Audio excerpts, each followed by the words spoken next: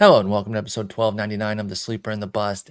It is Monday, May 20th. I'm your host, Paul Sporer, joined this morning by Justin Mason. Justin, good morning, sir. Good morning. How you doing? Not too bad. Hanging in there. Trying to get the Monday started right. Getting lineups in order. There is an early game. Obviously, by the time people are listening to this, that game will be long over. But hopefully people weren't, stumped by that. It's not only a carryover or a wraparound series with the game on Monday, but it's a doubleheader. And a split doubleheader at that, where they won't play the other game until about 6 hours after the first one starts. So there's going to be some downtime there. Now, I was thinking about that, and I was like, oh, man, that could be ugly for the Padres. But they're only going to Cincinnati, so it's not as bad as I thought it was with that split doubleheader. But, yeah, we'll have some Monday afternoon baseball, which is rare Monday morning for both of us, being that it starts at 11 my time, 9 your time. It starts in like 15 minutes. Yeah, it's about to get started here as we're recording. I'm putting it up onto my screen. I don't know who's pitching in this game. I think that's going to be the Cease Sale one, or Cease Lopez, and then Vasquez Sale tonight.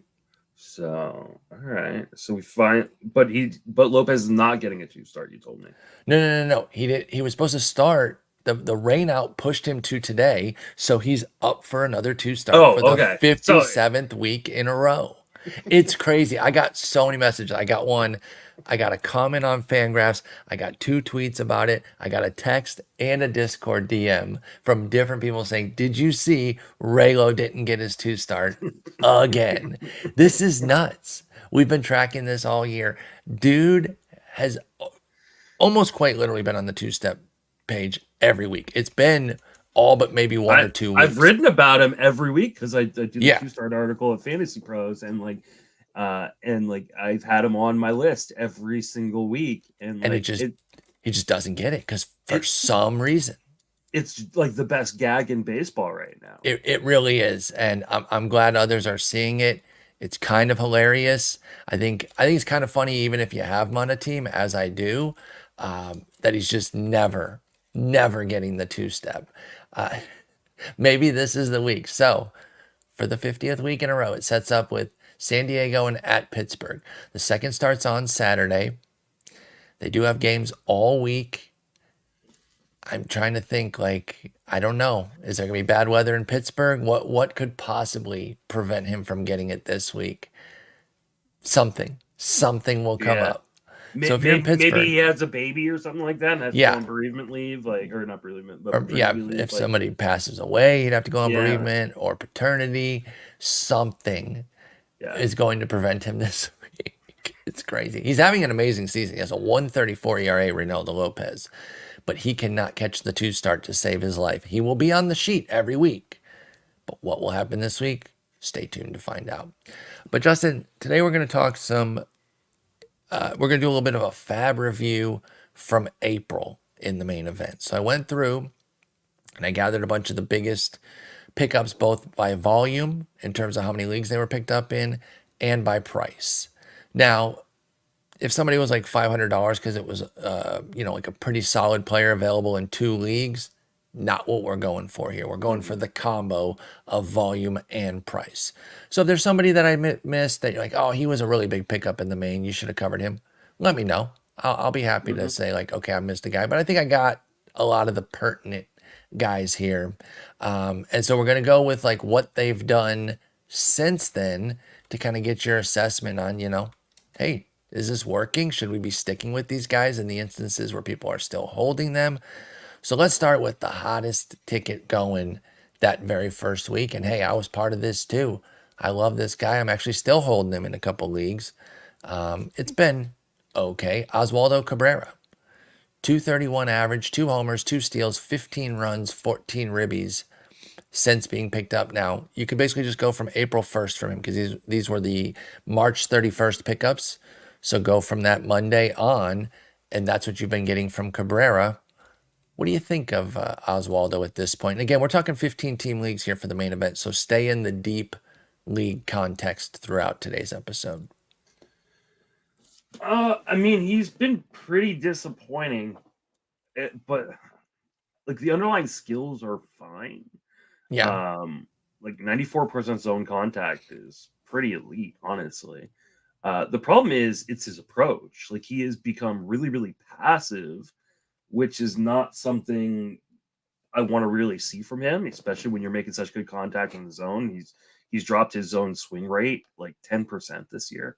And like, so he's taking a lot of called strikes for no reason. I'd love to see him get more aggressive in the zone because he's making a lot of contact when he does swing. But I'm a little worried about like what the playing time situation is going to be. Jason Dominguez is on a rehab assignment. You've got DJ LeMahieu working his way back. I don't think there's a problem dropping him if you haven't already. For a guy who might actually do some more damage with the bat as opposed to just watching the pitch go by.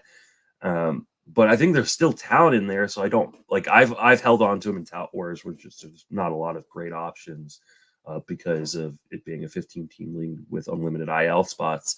But that being said, like, I think in most leagues he's probably cuttable. Yeah, that's kind of where I'm at right now with Oswaldo Cabrera, and I liked him. I was definitely promoting him that first weekend. Like, hey, opportunities there. That's one of the biggest issues right now, too, is some of the playing time is drying up. Plus, as you mentioned, you've got you've got Jason Dominguez working his way back. Now, he doesn't directly take his spot, but with some finagling, could end up costing Cabrera some time there. Now, actually, as I'm looking at it, maybe it won't be as direct because Cabrera's pretty locked in at third.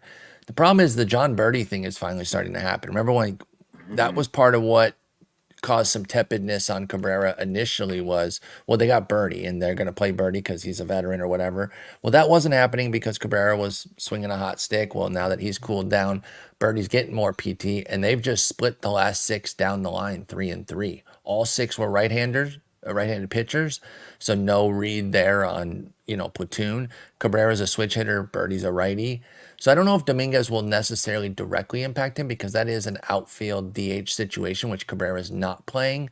But John Birdie has become a bit of a problem right now. And then LeMahieu coming back will be a problem too because LeMahieu will definitely be a play. So I got him on the bench right now, Cabrera. He's third base outfield. I don't think he's a terrible bench option in 15s, but if you've got somebody you like better, I understand moving on. I do. Yeah.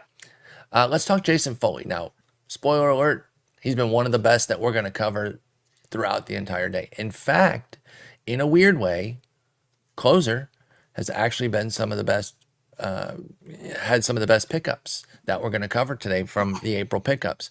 Now, there are not many, but they've been high impact, and Foley's been one of them. 8 saves, 2.25 ERA, but he does have a 1.44 whip and just 14 Ks since April 1st. He's been a bit wobbly, but then every time it looks like maybe he's going to fall off and Shelby Miller or Alex Lang might reassume the role. Well, now Miller's on the IL, and Lang got beat up in a couple outings recently, and his walk rate's just been through the roof as well. So it seems Foley's still pretty well locked in. Are you okay with that whip, or does it bring you some nerves? Where have you been with Jason Foley, who's turned himself into one of the better closers out there? Yeah, I mean, I'm fine with it at this point. I mean, you look at like what he's done over his last 4 outings, and he's allowed 2 total hits and no walks. So I think he's kind of gotten it back under control. But this is a guy that I think, we've seen in the past with him. Like he shows moments of brilliance and then moments of having a hard time not being hittable. At least he doesn't walk guys, very much, and only has like 1 walk since like the end of April.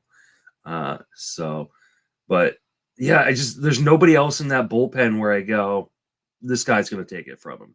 So I think he's got a little bit of a leash, right? Especially with Alex Lang continuing to struggle kind of off and on throughout the season. Like, I just don't see them replacing him. Well, I'd really say the Miller injury certainly helps that too, because that's what I was targeting, and he's out on the IL right now, so that helps him too. Obviously, they could make a move at the trade deadline for a closer if they're in contention for the division. Sure. But that's a problem for August. I'm not really that worried about it right now. I think he's probably the second best pickup of the season so far, and he may continue to be a top 5 pickup rest the way.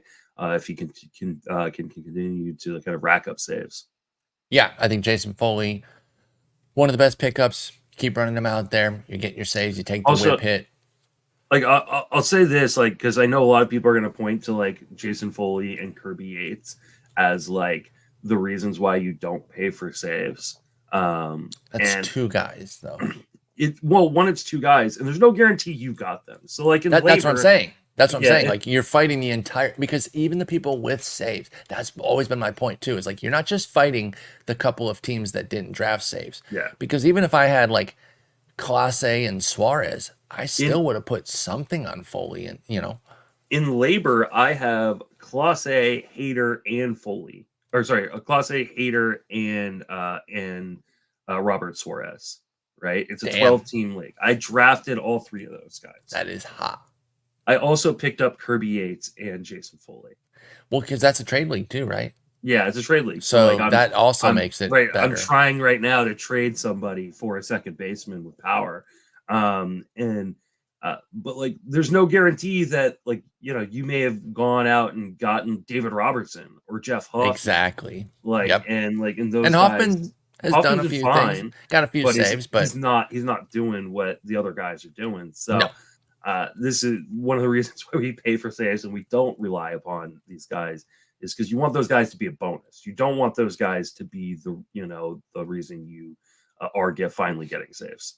Totally agree. And yeah, I think you're right to bring that up, because I do think Foley and Yates would be used by the don't pay for saves at the draft table crowd. And it's like, yeah, you can pick out the best, but there isn't a large volume. So if you didn't get them, you're smoked. Yeah. And as Aaron Gifts points out, I always bid on closers, even when I don't need them. Never know when one will go down. Exactly. The entire league pretty much will be in on a closer when they come up. So it's just, it's a rat race I hate. I know I've been lamenting it all year. I do think I might have landed on something with Trevor McGill, though. So that's pretty nice, because that was somewhat incidental, where I was just kind of getting him as a spec, and now all of a sudden he's the dude. I need Hader to kind of get back on track. But, Hoffman was one of my big specs. He's been all right.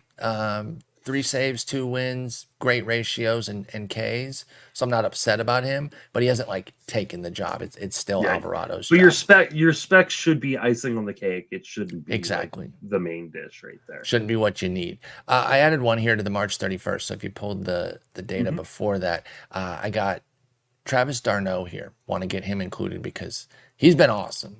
You picked him up after this, after this first week. He has a 260 average with 5 homers, 13 runs, 14 ribbies, no steals, but who cares? That's not what you're expecting from him. He's been great. Obviously, with Murphy going down, he assumes the top catcher role in Atlanta, and he's done some Travis d'Arnaud things. Now, some of that is buoyed by a 3-homer game, but okay, it still counts. I don't say that to take anything away from him.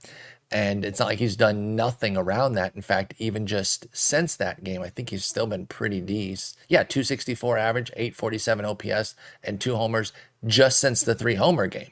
So it's not just a hot game there for Travis d'Arnaud. He's been pretty nice. And we talked about catcher being deep. Well, there have been some great catchers, but a handful have flopped. So if you got d'Arnaud, he could be kind of saving your bacon there in a 2-catcher league.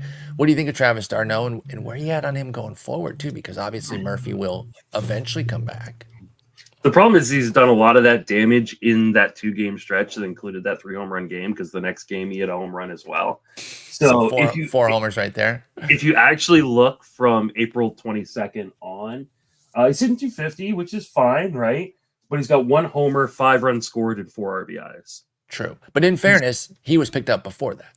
Yeah, sure. So you should have, there's a good chance for two catcher leagues that you got the 4 homers in those 2 games from Travis d'Arnaud. But Murphy is on a rehab this week.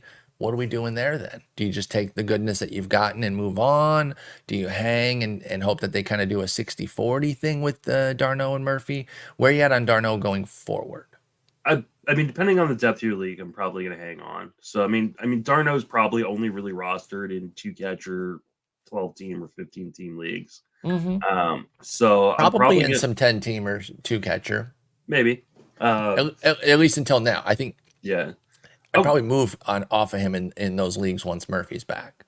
Yeah, I want to see kind of what the playing time shakes out to be. I mean, we did see towards the end of last season that the Braves Yeah. were more likely to use d'Arnaud almost as often as Murphy. So, and you just never know. I mean, they may want to like rotate Murphy in a little bit more slowly at first, considering he's coming off of the injury that he's missed a lot of time with. Absolutely. So, oblique injury too, could linger. So I wouldn't cut d'Arnaud for at least 2 weeks after until I really get a read on what's going on.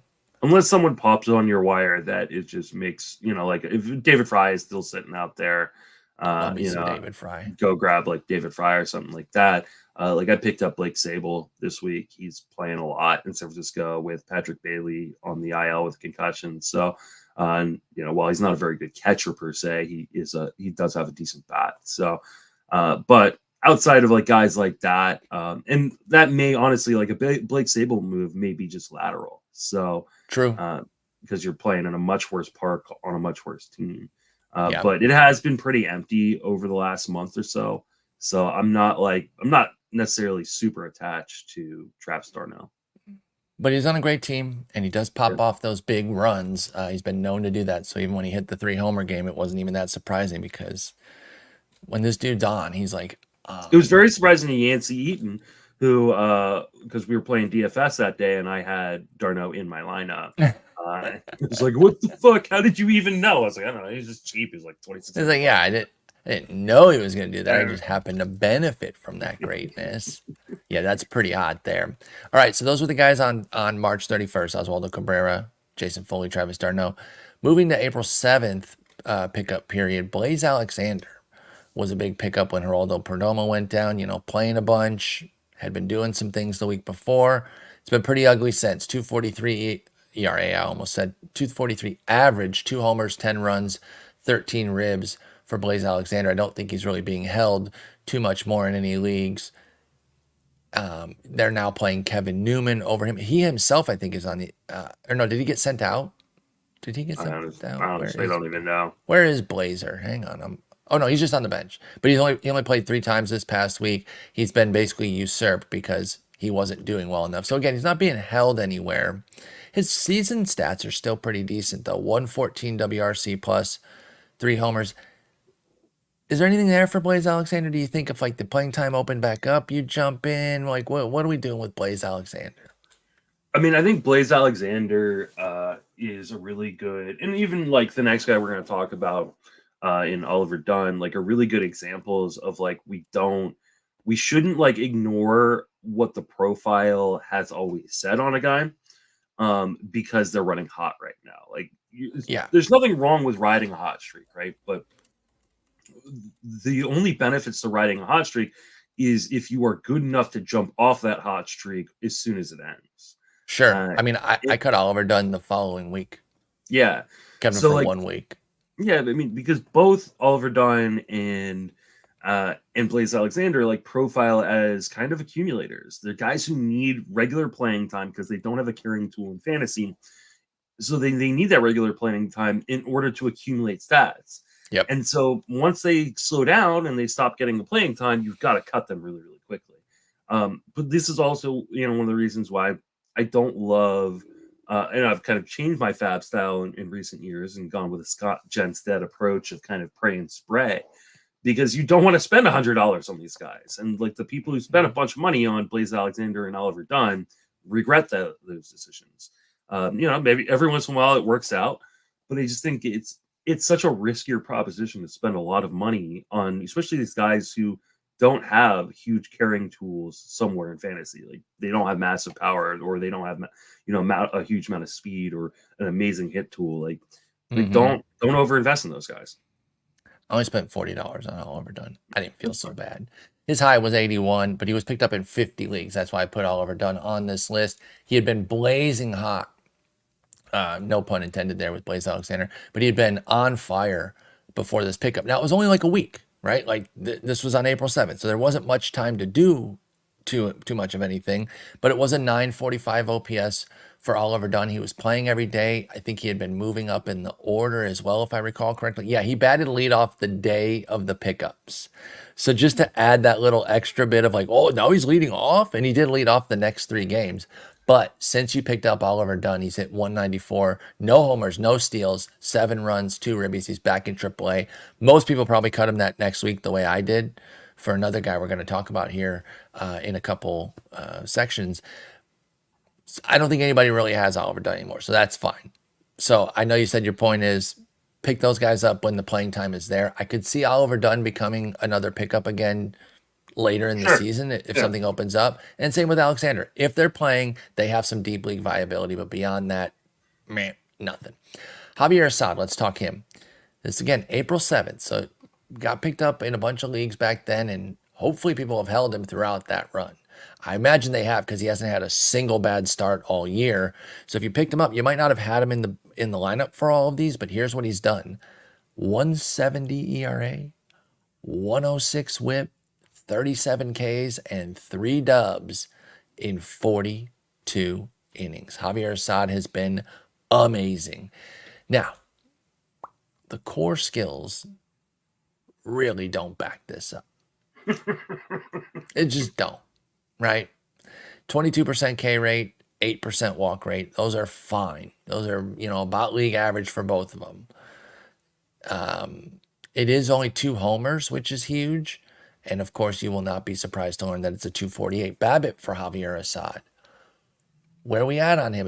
Are we playing it start to start? Do you jump off after the first bad start? How have you taken in the Javier Assad experience? He does have a 2-step this week, but it opens with Atlanta tomorrow, so it's a scary one. And I think we talked about sitting him on Friday.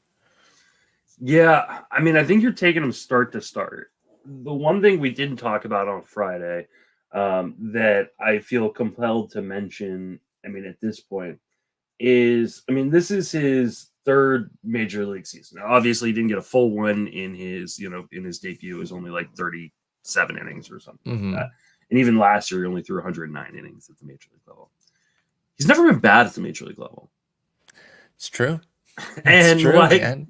And don't get me wrong, I don't want to be you look at 2 small samples and go, well, he's never been bad, so he's never going to be bad, because he does kind of have the profile of a guy who induces weak contact, and those guys are really dependent on your defense, really dependent on just the way the ball bounces, and can get unlucky.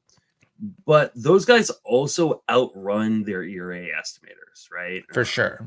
We saw Kyle Hendricks do it for a lot of years. We saw Miles Mikolas do it for, a couple of years.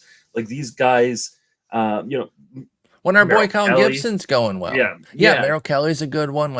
It's these guys that just don't quite miss a ton of bats, but they know how to pitch. They are good pitchers, but they just don't have the standout swing and miss. So they're going to have these wider ranges of outcomes. And right now things are going great for Assad. And I think a big part of it is the homer suppression, in addition to the skills running at some of their best. And you just add in the fact that the ball is deader this year. True. Offense being down helps Assad. Jason and I talked about this on Sunday, just, how much deader the ball is this year than it has been in years past. And it's not just the weather thing. No. So I think he's going to continue at this rate? Absolutely not. I think he just, what do you think he is going to continue to do then? Where are you putting him? I did my SP ranking update, just posted yesterday, Sunday, little weekend drop there. I put him 84th, and I'm sure that people look at that and how do you have a guy with a sub-2 ERA? Now, in fairness, I don't know if I don't know that I could put him that low. I think you've got to put him in the top 50. Why? You don't think he's going to be a top 50 pitcher, though? You're basing all of that or most of that on what he's done. I put him as a team. That's a team streamer at 84. Is Javier Assad not just a team streamer right now? The highest team streamer rank is 71, by the way. What if I gave you 71? That's where I start my team streamers. Yeah, maybe that. And I'd have to really look at the list. Sure. I'm not asking you to break down the whole thing. Let me bring up the list, and I will go through just real quick. Yeah, give me some thoughts on some guys that maybe you're wait a minute. Now, obviously, this is off the top of my head, so all right, so I just went straight to 50 because that's Luis Gil. There's no way I put Assad above Luis Gil. Yeah, you know what? You're probably right here. I might have him inside the top 60. Okay. Like with some of these guys down here. Yeah, with the Robert Gassers and well, look at the guy right above Gasser, who's doing the Seth, same type of vibe here. and Seth Lugo's doing exactly that. It's the exact same but thing. we trust Lugo more, right? Because he's been around longer. So maybe there's that a better trust factor. Park. Yeah.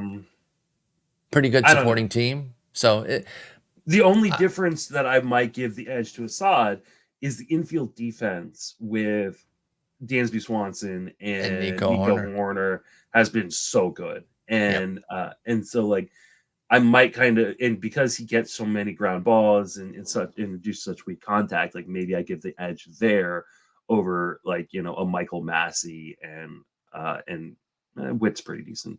Witt's been pretty good, but no, I can understand that. You know, Morel at third, I don't know how he's been doing this year. I know defense has been a challenge. I don't think it's standout defense. Yeah, looking at it right now. And Aaron in the chat is calling him Toby's, which is Nick's term for kind of a boring pitcher. Nick and I, obviously, we play different formats in terms of Nick. Well, that's the big split there, 12s versus 15s. But I also think that Nick underrates Toby's.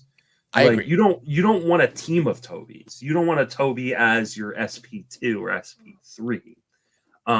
But like Tobys are the guys that don't hurt you. Whereas Nick prefers a guy who's got some more upside because he's hoping he can hit on them. Mm-hmm. Those guys can murder you. Exactly. On their way out too. Like they can jam you with a few bad starts, then you cut them. Sure, I get that. And we talked about like how much weight like 2 bad starts can carry. And like I just don't think that Assad is going to be one of those guys that gives you many bad starts.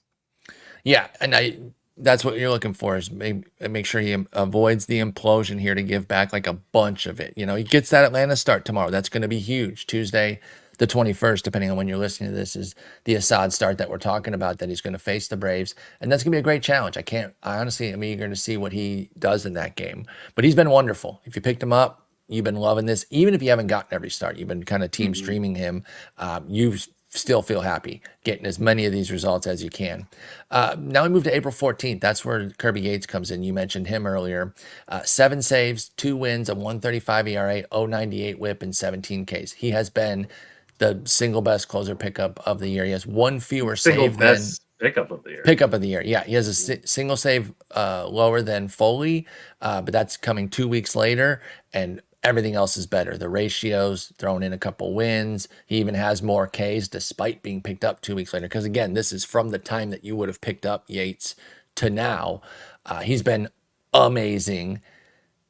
Do you think Yates holds a job all year? Do they look to add somebody else? What do you think here?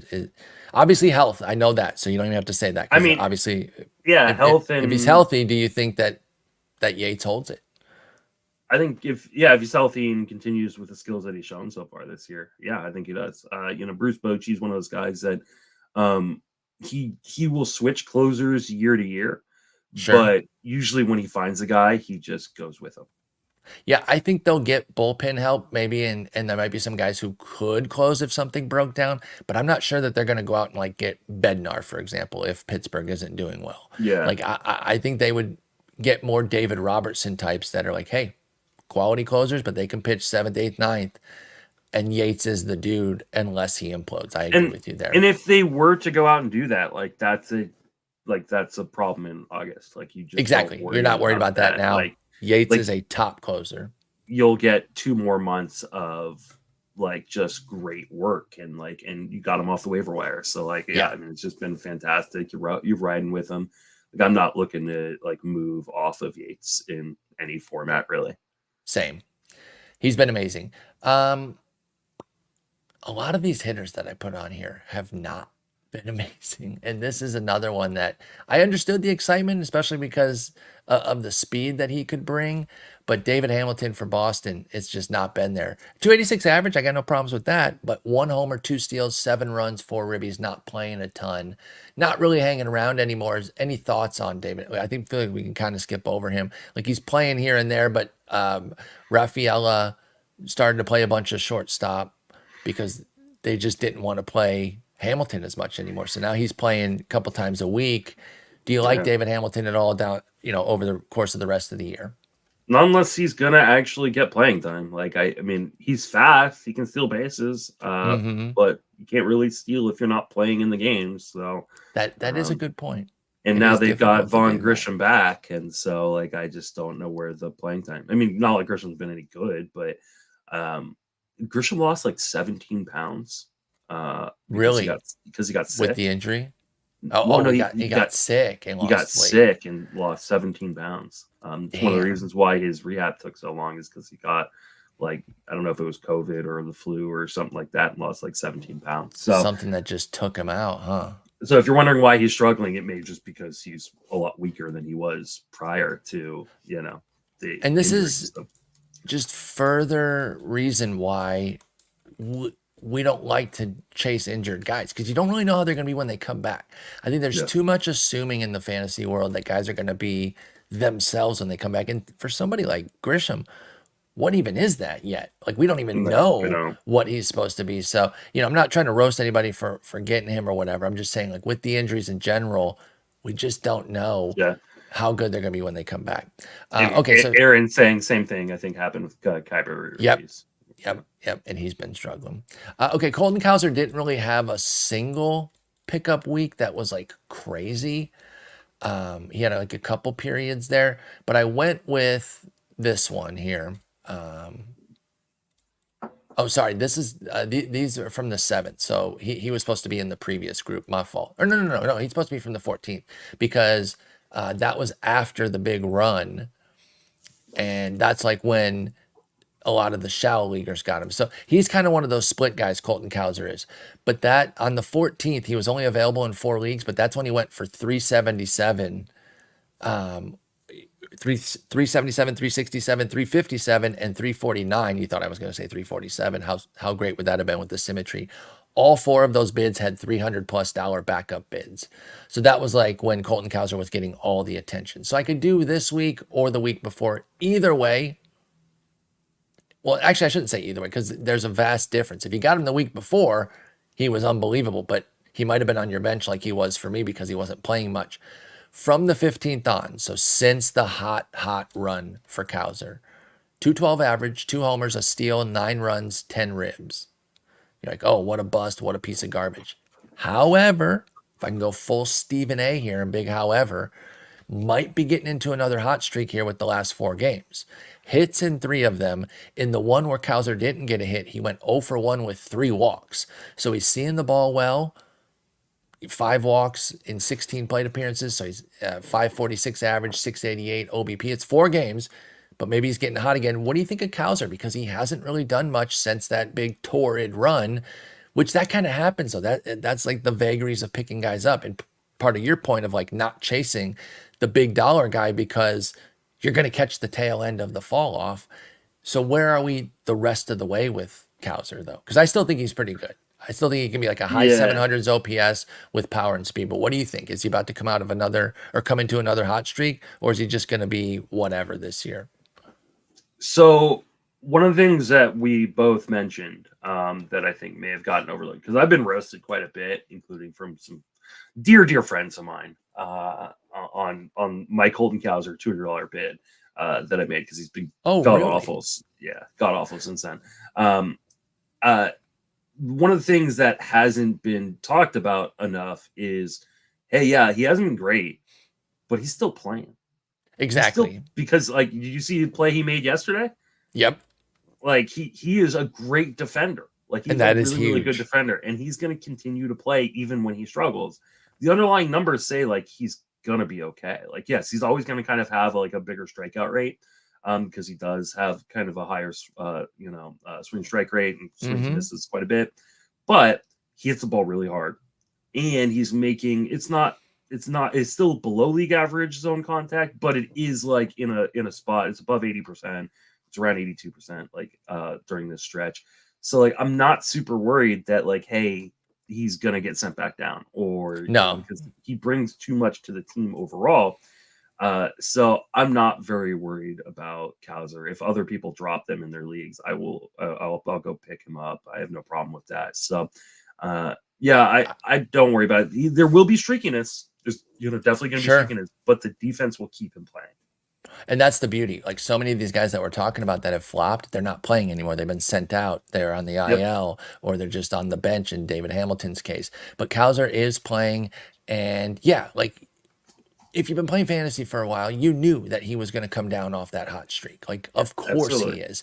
And to give you a point about how hot it was, even with this ugly streak, he has a 153 WRC plus for the year. Like, if you look at his composite numbers, Cowser is still an all-star on the verge of MVP candidacy.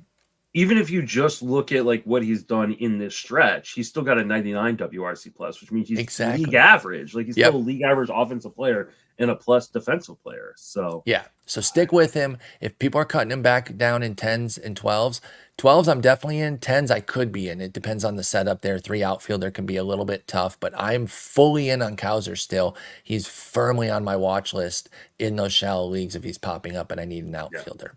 I love Cowser. Jose Butto. Got a couple of Jose's here for the April 14th section to round it out. 4.15 ERA, 131 whip, 23 Ks, 1 win in 26 innings, and now he's back in the minors. Butto will get more chances as the year goes on, right? They're going to have other needs for a starter again. Will he be somebody that you go for when he comes back up? What did you think of Butto's 38 innings? Because the composite is pretty nice, 308, 113. But if you miss the front end of it, you got kind of the butt end. But 415, 131 is not killing you in a 15-teamer either. So Butto didn't exactly hurt you. You just didn't get greatness from him. But do you like him the rest of the way, Jose Butto with the Mets? I mean, I think he's a streamer. That's fine. The control is always going to be a problem for him. So I mean, it's a good park to pitch in.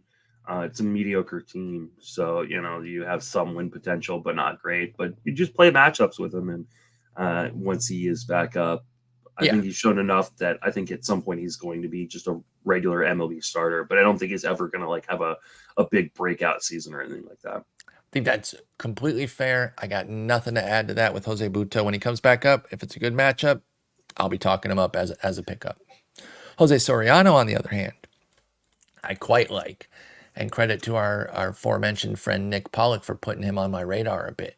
I remember seeing him as a reliever last year, and he blazed 100. But the sickest thing about today's era is like 100 doesn't immediately turn your head anymore. You're just like, oh, a reliever throwing 100, cool. I'll just keep doing what I'm doing here and keep the baseball game on the second screen. Back in the day, someone throws 100, you are locked in on that screen until they're out of the game. It's still cool, don't get me wrong, but it's so common that it didn't really catch my eye. But then they're like, okay, we're going to start this Jose Soriano guy. And I'm like, whoa. And Nick had said, I like him, keep tabs on him. So I jumped before he had really even gotten going on the recommendation of Nick. And it hasn't been too bad. The ERA has been splendid at 248. The whip's at 121, telling you, like, be careful, that ERA could go up. But 34 Ks, 2 wins in 36 innings since the big rush of pickups. Now, it has been volatile. It's been kind of a one up, one down, one up, one down. He does have 2 good starts in a row. When Soriano's off, it's rough. But when he's on, he's awesome. 7 2/3 innings of 1-run ball in Texas just yesterday on the 19th. He's been more good than bad. He is on a bad team. Do we like Jose Soriano to be 12-team viable as we continue? We know he is 15-team viable right now, but what about 12-teamers?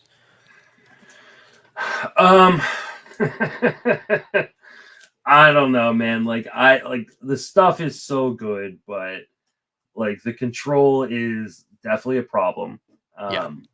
And I think he's gotten pretty damn lucky in terms of that 252 BABIP. Like, sure, that's especially with how much part of it contact he puts on the ground. Like, it's just true. Like, I just think that's got to come up quite a bit. He's probably like a 310 BABIP guy, and so like I definitely think there is some regression coming, but he gets a lot of ground balls. Like he's like I think he's almost 60% ground balls this year, if I'm remembering correct. 63%. So he's above 60%.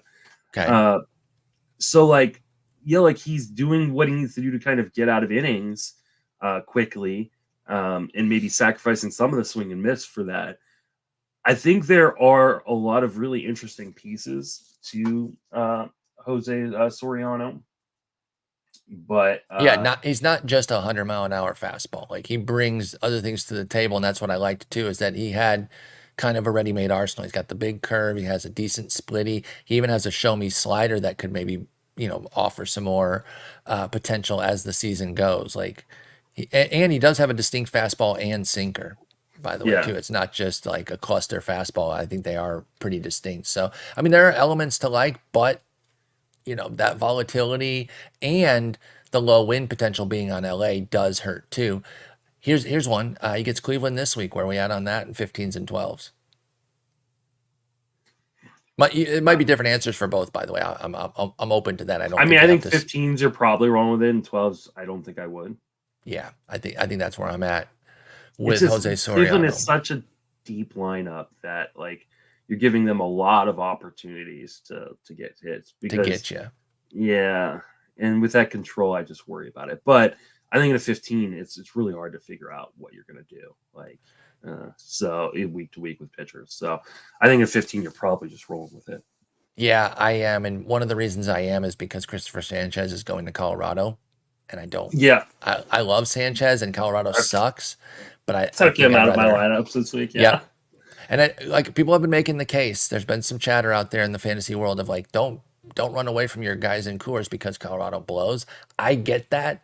But for me, I think I'd rather go Soriano against Cleveland. It's just a 1-to-1 matchup between them for me. And I think I'm just going to stick with Sori and bring Sanchez I think I would too, yeah. Okay, so that's Jose Soriano. Quite like him. Let's move to April 21st. Here's another solid hit. Andy Pages. Looks like Pages, but it's pronounced Pages. 274 average, 4 homers, a steal, 13 runs, and ribbies, as Dylan Cease has given up some runs here in Atlanta. What do we think of Andy Pages, especially now that Hayward's back? Does that give you any pause? I'm like a few seconds behind you. Apparently. Oh, I'm sorry. I'll try not to spoil everything. No, it's okay. I don't have Cease on any team, so I don't okay. So we're not going to have a Kopech repeat here if things go really sideways. I mean, maybe for you, maybe it'll just be on your teams this year. I love Cease, but he's not on either main. Oh, so the teams that he would hurt, if Raylo starts giving up runs, he's on a main, so we can have a Kopech redo here. But what do we think of Pages? Playing every day, but Hayward just came back on Friday. Do we like Pages to keep playing? Because Outman got sent out. Yeah. I think that clears the path for Pages because he's playing center now. They also brought up Miguel Vargas. But Miguel Vargas ain't playing center. No. So you'd have to commit to Hayward if Pages isn't playing center. Yeah, I think Pages' playing time is set right now with Outman being in AAA. He's played well enough where like he deserves an opportunity. I quite like him. I quite like Pages. And I want a part of this Dodger lineup. So like if anybody like is trying to like sell high on Pages, I think I would totally buy. I mean he just seems like one of those guys like doesn't have a carrying tool in fantasy again, who's one of these guys that really needs the playing time. So we definitely want to watch the playing time in Los Angeles and kind of see what the only threat in center now I'm going is maybe Kiki Hernandez.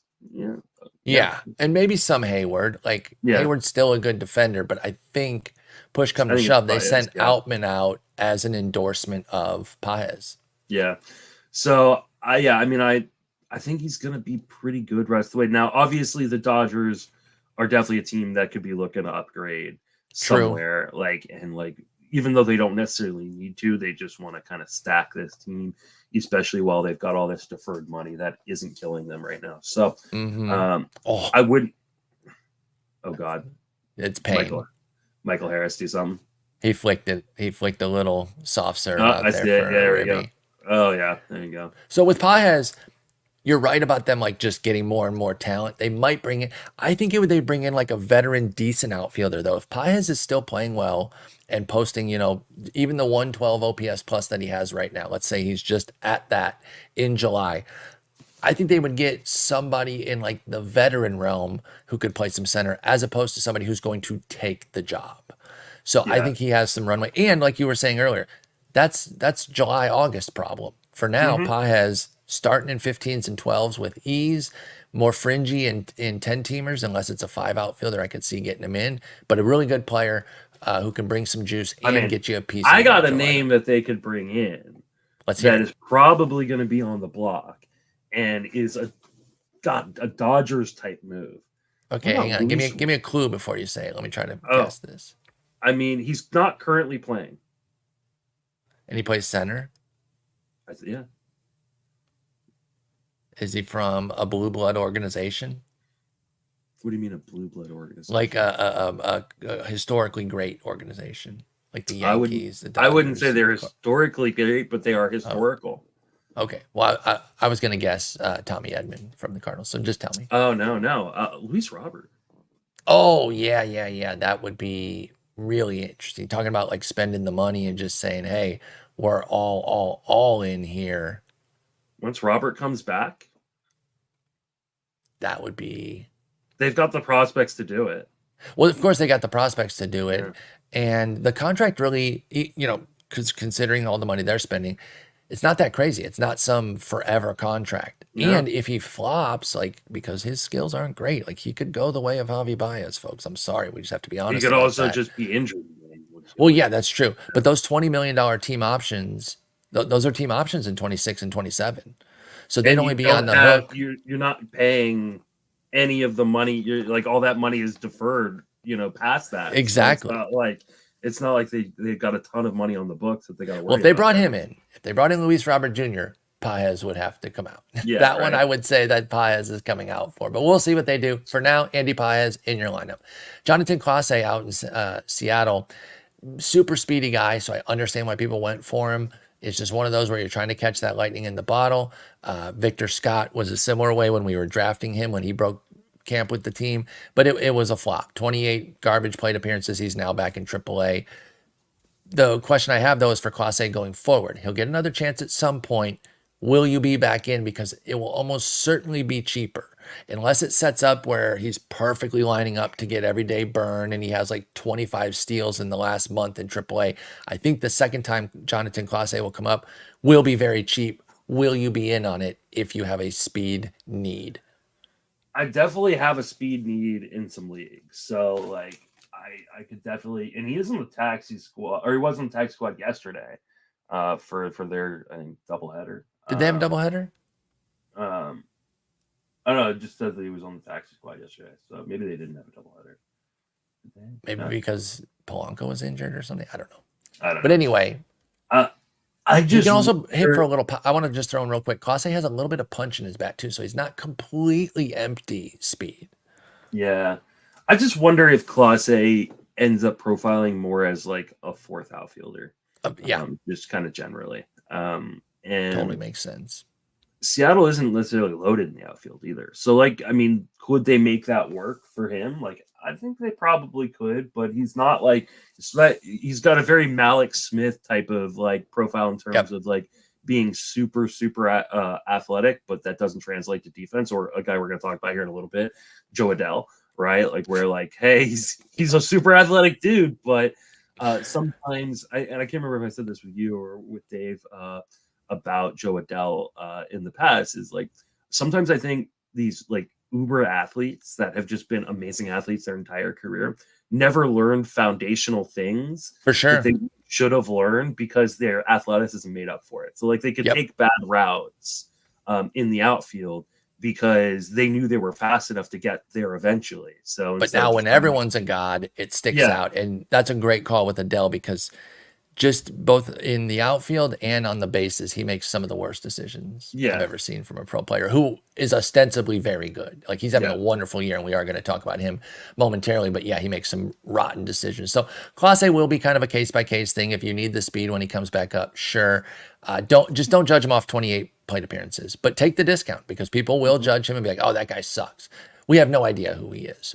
What about Wilyer Abreu? You mentioned Oliver Dunn and being quick about moving off of guys when it's not working. I've mentioned this a few times on the show. Took me 1 week to regret that. I immediately undid the move. I cut Abreu to get Dunn, and then I was like, I want Abreu back. I immediately got Abreu back for Dunn the following week, and it has paid dividends. 2.63 ERA, 3 homers, 2 steals, 11 runs, and 9 ribbies since the big wave of pickups for Wilyer Abreu. And he's playing out there in Boston. What do we think of Wilyer Abreu? And a pretty solid defender. He's made some real standout plays this year. Actually, I shouldn't say that too hard because I don't know what his overall defensive profile is. I do stand by the fact that he's made some elite plays, but sometimes that's because you're not a great fielder in a weird way. Like you turn a routine play into a gem, but he has made some gems. So I don't know. He's playing every day. Do we like Wilyer Abreu the rest of the way? Well, he doesn't play against lefties, but he's a strong side platoon guy. So like this is one where I think I'm gonna eat a little crow on right now. Yeah, because you didn't like Wilyer Abreu. Because I didn't like him, and I didn't like him because the underlying skills said like, hey, like he's getting pretty lucky. The underlying skills aren't very good, and I was worried he was going to lose playing time. Now the playing time, like you said, he's been kind of in a platoon, so like the playing time isn't as robust as maybe we'd like to see, but the underlying skills have improved since I made those comments. That is true. You look at like his zone contact prior to that weekend of pickups was 80%. That's 5% below league average. It's right on the cusp of like this is atrocious. Trouble. Yeah. Yeah. And and he was swinging outside the zone 31% of the time. Since then, he has an 85% zone contact. So he's right at league average. He's swinging outside of the zone less than 30% of the time, but he's still maintaining that aggressive approach in the zone, which I love to see. So and Brett is saying right now, like he's also a guy that kind of benefits from being in a platoon because he's not good against left-handed pitching. So yeah, exactly. I'm starting to change my tune on Wilyer Abreu. Sweet. I think especially in deeper leagues, in your 15-team leagues, where platoon guys make a lot more sense because you'd rather have a platoon guy that's doing well against right-handed pitching than a full-timer that just kind of is mediocre or boring. So I think I am starting to change my tune on Wilyer. I definitely want to continue to monitor these underlying skills because as we've seen already, these can change fairly quickly, right? But I do like the aggressive approach when he's making a lot of contact in the zone. Yeah, and like when guys are smacking the heck out of the ball too, like that can cover a lot. We talk about raw skill just covering fundamentals sometimes. And, if Abreu just keeps pounding the ball, and I do like that he's running. I think that's been, I knew he had a little speed in the profile, but I just didn't know like what sort of running he was going to do. He's 6 for 6 on the bases for the full year, Abreu is. So I really like what he's been able to do. Yes, he'll sit against lefties, but none this week. It's 6 righties, and then 2 are projected next week for a 7-game week. I need to correct myself because I was right originally. He does have an 89% zone contact. Okay. 85 on the year. So there you go. And he continues to kind of tick up that aggression at 73.5% zone swing rate. So like he's making a lot. Abreu's batting second. Yeah. That's another thing to point out. Like they're not a great team or whatever, but like you're still batting at the top of the order, so that's more volume. And so that kind of mitigates some of that platoon issue, right? Because you do lose those plate appearances, but when you're batting second, you get more. So that kind of balances it out a bit. And like Chat mentioned, you don't really want him hitting against lefties anyway. So Wilyer Abreu, big fan of his, really like him. Do think he's worth a look in shallower formats too. Like I think he could be on a 10-team roster, especially with 5 outfielders. 3 outfielders, more of a bench guy, but I like Wilyer Abreu. I didn't even realize Dom Smith was on their team. It's so funny you say that. I had the exact same experience on my box score show last week. I go, who's D. Smith?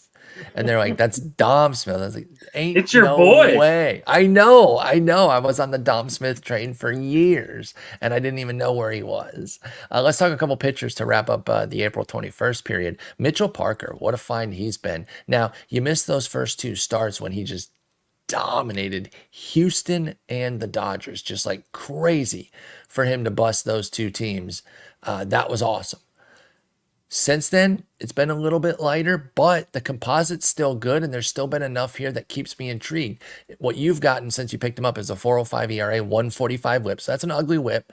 13 Ks, no wins in 20 innings. But if you look at it, none of the starts are bad. 4 innings, 1 run. 5 1/3, 3 runs. 5 2/3, 2 runs. 5 innings, 3 runs. It's the whip that's the problem. The ERA is decent. Win probability is modest. What do we think of Mitchell Parker?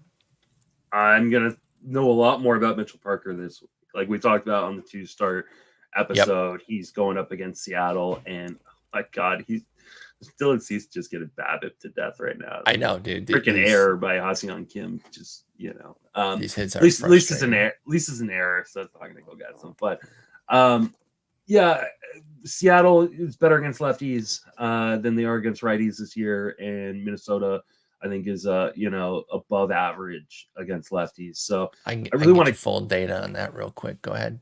Yeah, I just really want to see like what he does this week. Now, I mean, he's survived against 2 really good teams and then 2 really bad teams.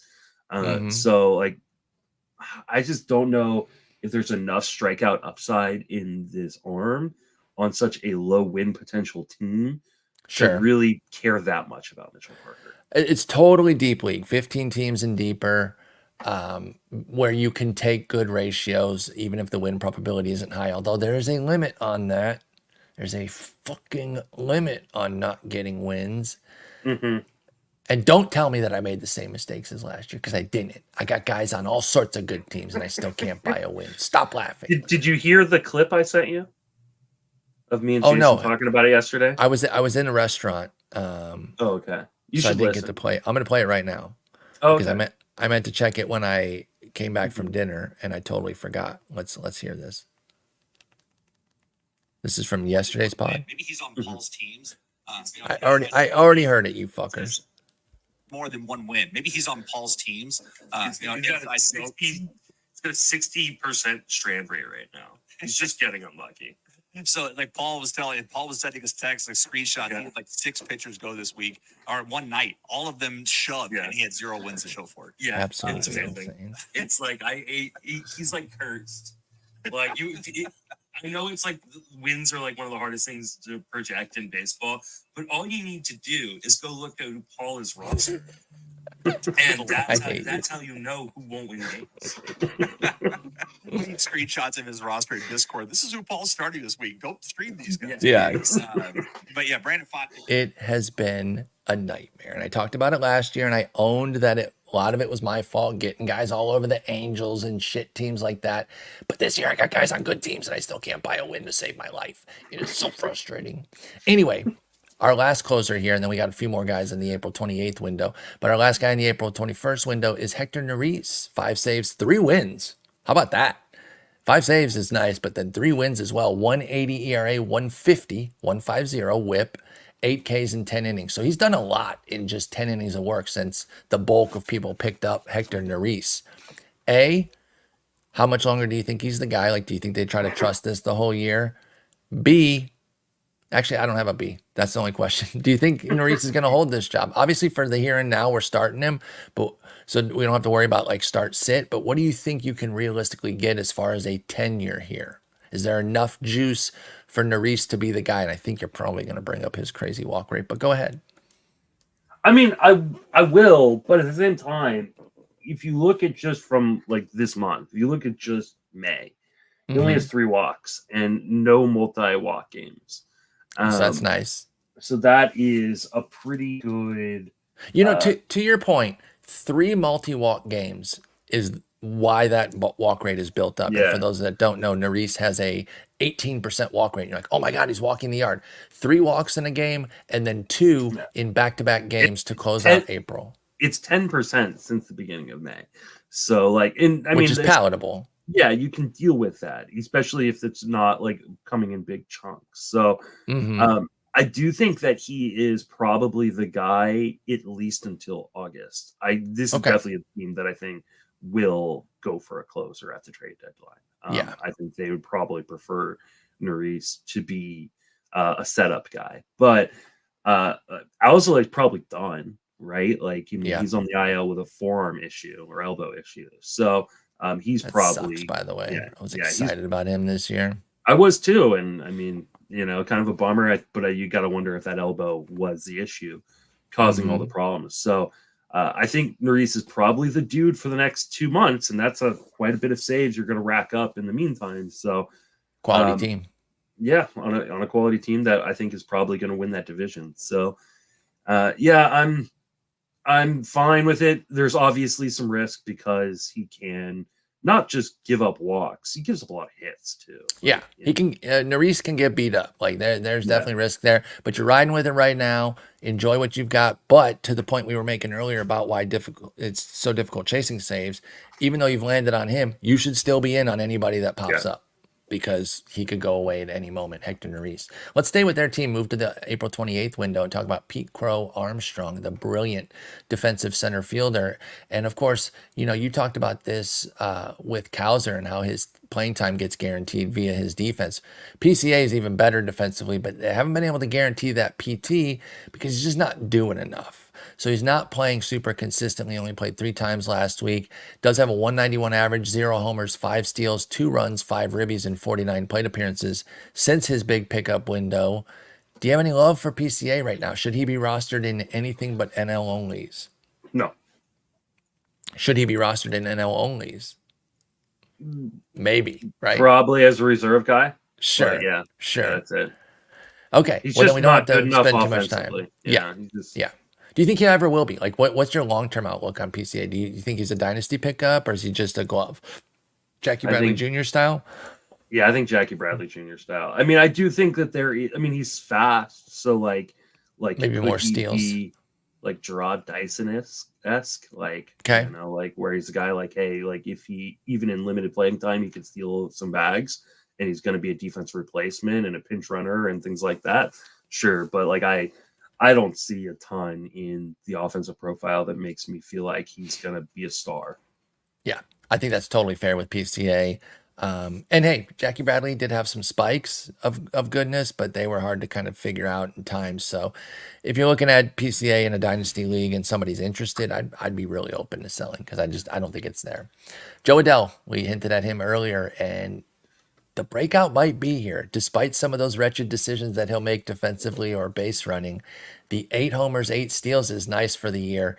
What you've gotten, though, if you picked up in the April 28th window, hasn't been quite as good, but there is fantasy heat there. It's only a 194 average, so you're like, oh, dang, that stinks. But 5 homers, 3 steals in that window, with 11 runs and ribbies in 72 plate appearances. There's nothing wrong with that. Like, that's not too bad. So is the average going to turn, or does he deserve this crummy average? Where are you at on Jo Adell? I know we've been fans of his for going on, I think, 32 years.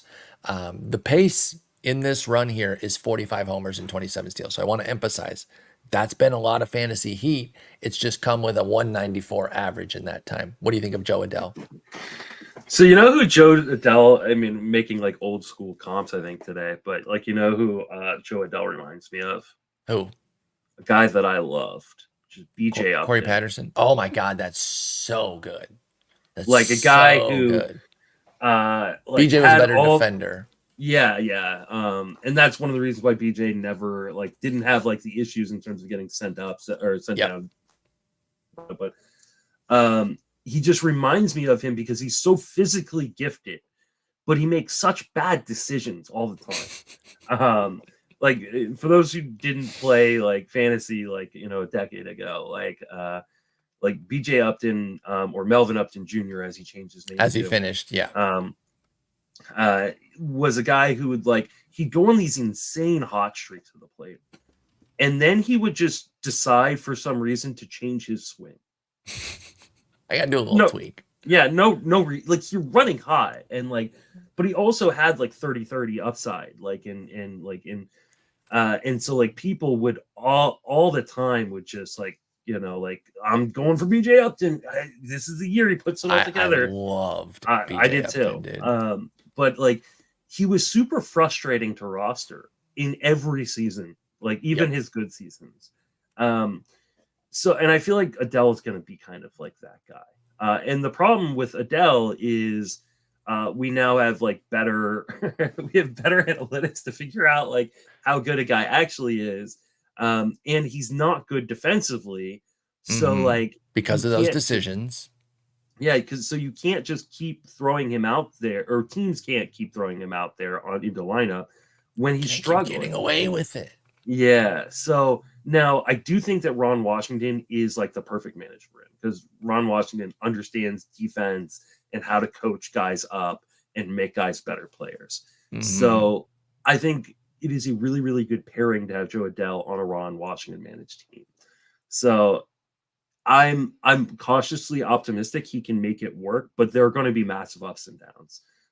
Now, right now, over this kind of period of 72 plate appearances that you're referencing for Adell, he's got a 194 average, but it is a 174 BABIP, and he's still striking the hell out of the ball. Yeah. The zone contact isn't great, but it's not below that 80% threshold. I think he's going to be fine and continue to kind of, turn things around, and the average will be better. But I don't think he's ever going to be like a batting average asset. I think he's a guy who's probably at best like BJ Upton. He was a 250 hitter with 30-30 upside.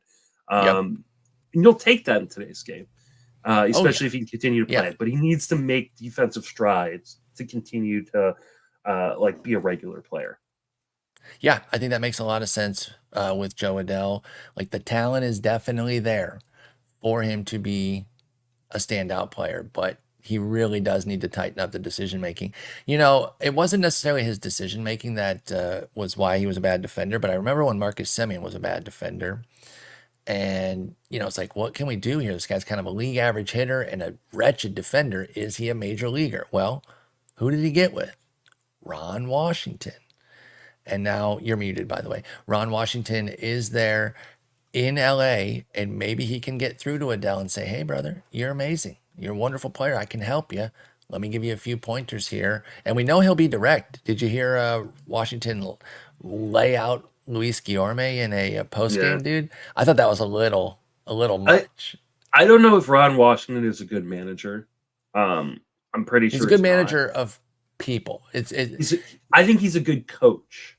And I think that's fair. He's a great coach, but I think he's a good manager of people. And Joe Sheehan always hit on this. There's two things that you can be great at coaching, and you can be great at both, but there's two major aspects. There's 7 to 10, which is the game time, 7 p.m. to 10 p.m. That's an Eastern time thing. Joe's from New York. Mm-hmm. And then there's 10 to 7, 10 p.m. to 7 p.m. So the time that they're off the field. That's Ron Washington's wheelhouse. And the coaching piece, like you're saying. He would be a great manager in a system like the Giants or the Rays, where the front office is making the actual decisions in terms of how the game is played, but he is with the players and coaching them up, teaching defense and coaching first or third. I agree, and it's he's had some success as a manager. It's not worthless as a manager or anything, but his best for Ron Washington is coaching something or some things and being part of a great team, because he can bring a lot there. And like I said, coaches the men off the field brilliantly. So that certainly helps with him. All right, 2 quickies here, because I know you got your chat coming up. Yeah. Bryce Elder has been wretched, 11.57 ERA, 2.56 WHIP. Do you have any interest in him at all, anywhere, ever right now? Okay, no. Easy peasy. Well, this one you might, though. Simeon Woods Richardson over in Minnesota has been pretty good. And since his pickup window, 3.26 ERA, 1.24 WHIP, 14 Ks, no wins in 19 innings, but he's been pitching pretty well for Minnesota. Do you like Simeon Woods Richardson? I like him a fair amount. I think maybe people overrated him a little bit, considering kind of the prospect pedigree, and we waited. He had high prospect status that he hasn't really shown to that degree, but he's been a good pitcher here on a solid team. Let me just look. This week he gets at Washington. That's an easy start. I'm starting him in the leagues where I got him this week. What do you think about KC and at Houston next week in a 12-teamer? I think that's still pretty startable in 15s. Yeah. Can you get there in 12s? Probably. I probably don't want to, but it really. Yeah, I think it's going to be low on our list, because we'll talk about him Friday, of course, on the 2-step. Yeah. But because don't forget, that's 2 tough starts. KC's good. So you don't want to get beat up twice. Exactly. So that was dicey. Houston feels like they're starting to finally turn things around. Yeah, they're starting to be scary again. So that one's tough. But I like Woods Richardson. I think he's a solid team streamer right now. Let me see if I ranked him in that level. Or remember when the A's were 17-17 and they're now 19-30? Brought that up this morning on my box score show, where I was I literally said, hey, they're playing some decent ball. They literally lost every game last week, and they are back to where they need to be. I only put Woods Richardson in the standard streamers, so he's more of a deep league team streamer, and then standard streamer in your 12s and 10s. Yeah. So okay, so there you go. We'll do this kind of at the beginning. Well, I guess we're doing it in the middle of the following month. So maybe we'll do it again late June for the May pickups, because you want to give some time for the guys to perform. That's why I didn't want to include the May guys here, because they've only had 20 days or less. So we'll do this again next month. But Justin, go do your chat. We'll talk on Thursday. Peace. Take it easy.